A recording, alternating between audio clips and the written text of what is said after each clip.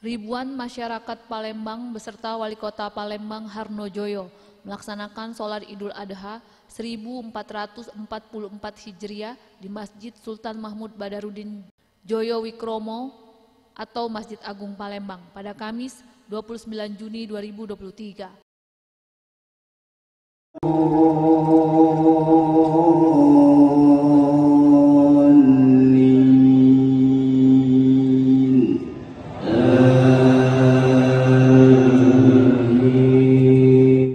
Usai sholat, Wali Kota Palembang Harno Joyo berpesan di Lebaran ini untuk terus memperteguh persatuan, mengedepankan kekeluargaan, dan bergotong royong membangun Kota Palembang.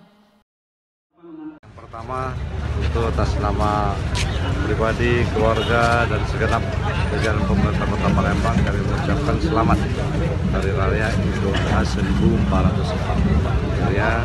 Kemudian di momentum Hari Raya Kurban ini kita juga introduksi sejauh mana kita telah mengorbankan diri kita untuk kepentingan masyarakat Kota Palembang yang kita cintai.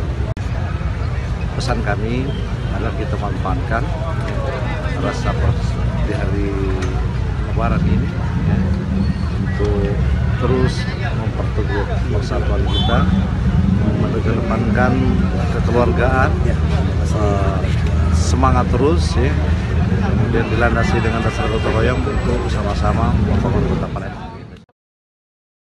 Selanjutnya, Wali Kota Palembang Harno Joyo bersama keluarga menyerahkan 1 ekor sapi untuk disembelih di Yayasan Masjid Agung Palembang.